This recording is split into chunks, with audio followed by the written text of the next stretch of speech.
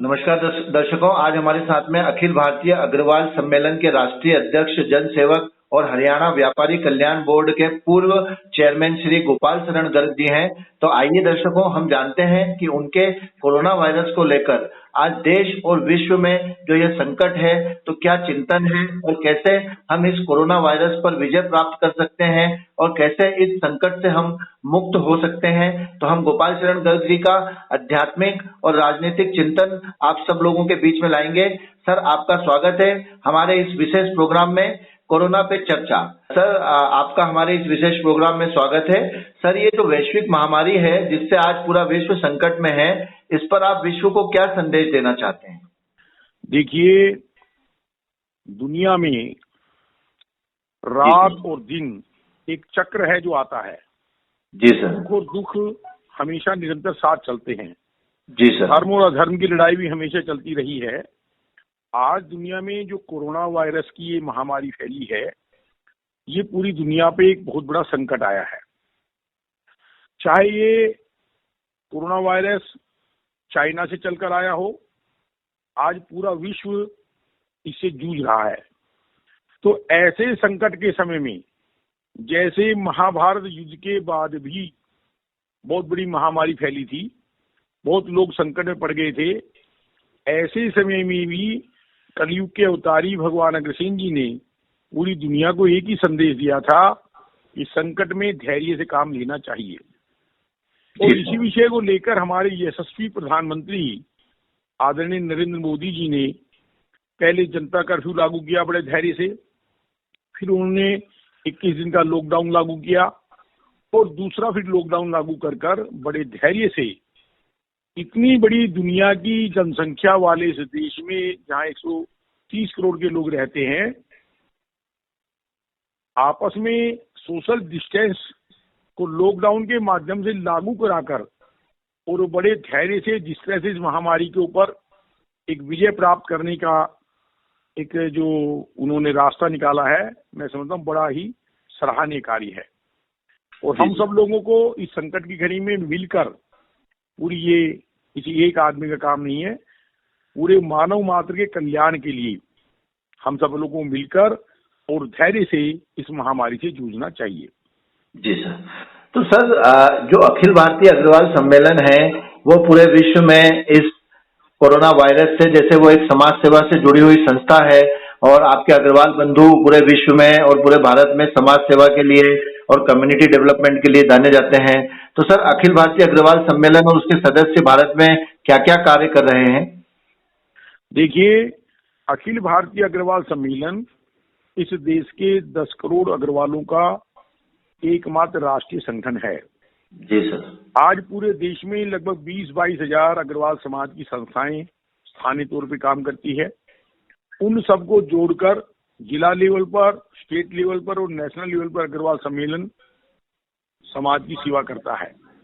आज इस संकट की घड़ी में देश का ऐसा कोई नगर बाकी नहीं जहां हमारे समाज की, अग्रवाल समाज से जुड़े लोग सेवा के काम में आगे आकर, और चाहे वो प्रवासी मजदूर हैं, चाहे गरीब लोग हैं, एक ही भावना है कि हमारे पड़ोस में कोई आदमी भूखा ना रहे।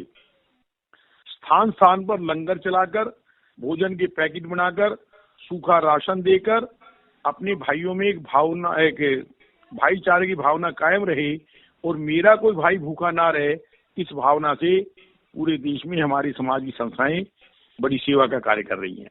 जी सर। तो सर, ये जो अखिल भारतीय अग्रवाल सम्मेलन जो पीएम नरेंद्र मोदी जी ने पीएम केयर फंड बनाया है, उसके लिए भी कुछ कार्य कर रहा है?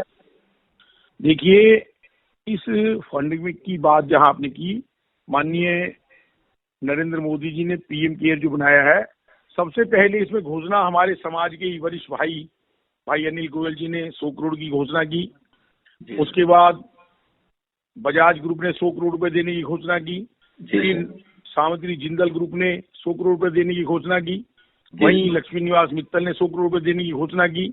लोगों ने, किसी ने 50 करोड़, किसी ने 5 करोड़, किसी ने 1 करोड़, किसी ने 51 लाख, बहुत बड़ी संख्या में लोगों ने अपनी इच्छा से, अपनी पुण्य कमाई में से इसमें सहयोग किया। लेकिन हमने महसूस किया कि समाज हमारा बहुत बड़ा है, लोग सेवा के काम में भी लगे हैं, फिर भी इस पुण्य काम में हर परिवार की आहुति लगनी चाहिए।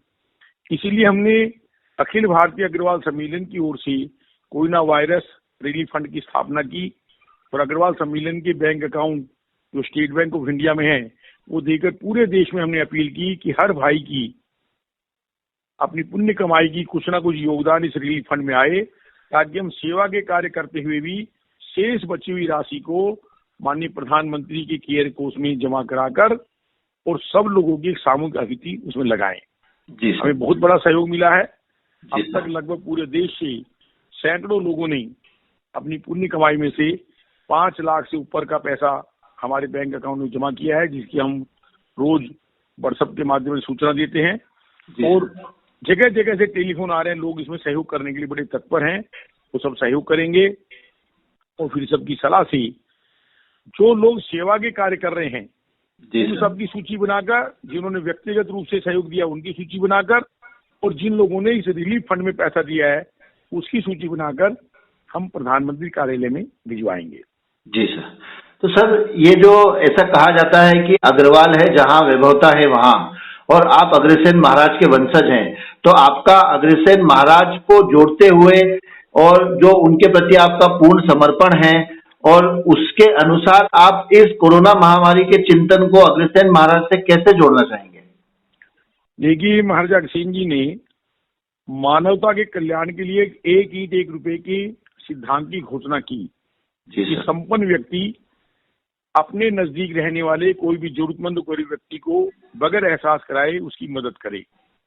तो आज उदाहरण के रूप में लेते हैं हमने, जहां अपने देश में हम अपने भाइयों की, अपने साथियों की, मजदूरों की, कर्मचारियों की, अन्य जरूरतमंद की मदद कर रहे हैं, उसके साथ में चाहे फिर वो अंडमान निकोबार में थोड़े से हमारे समाज के लोग हो, वो भी आगे बढ़ के काम कर रहे हैं।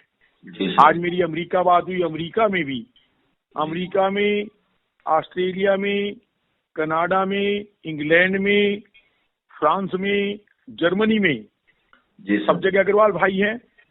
आज पूरी दुनिया में सबसे पहले आगे अगर कोई सामाजिक सेवा में सबसे पहले पहल कर रहा है तो या तो वो अग्रवाल भाई कर रहा है या मेरे सिख समुदाय के भाई कर रहे हैं। बिल्कुल सही। गुरुद्वारों का निरंतर लंगर चल रहा है या अग्रवाल समाज की अग्रवाल सभाओं से लंगर चल रहा है। मदद तो और लोग भी कर रहे हैं, वो भी सराहनीय कार्य कर रहे हैं, लेकिन जहां तक बहुसंख्या की बात की जाए तो समाज के हर आदमी के मन में ये भावना है कि संकट की घड़ी में मैं अपनी जिम्मेदारी को निभाते हुए, अपने समाज की सेवा करते हुए भगवान अग्रसेन जी के सिद्धांतों को, जो मानवता के बहुत बड़े प्रवर्तक थे और मानव मात्र के कल्याण के लिए जिन्होंने सिद्धांत लागू किए, उन सिद्धांतों का पालन करते हुए मैं संस्कार के नाते समाज की सेवा कर पुण्य का लाभ उठाऊं। सर, जो देश विदेश में जो अग्रवाल बंधु हैं उनके लिए आप अखिल भारतीय सम्मेलन की ओर से क्या कोई अपील करना चाहेंगे?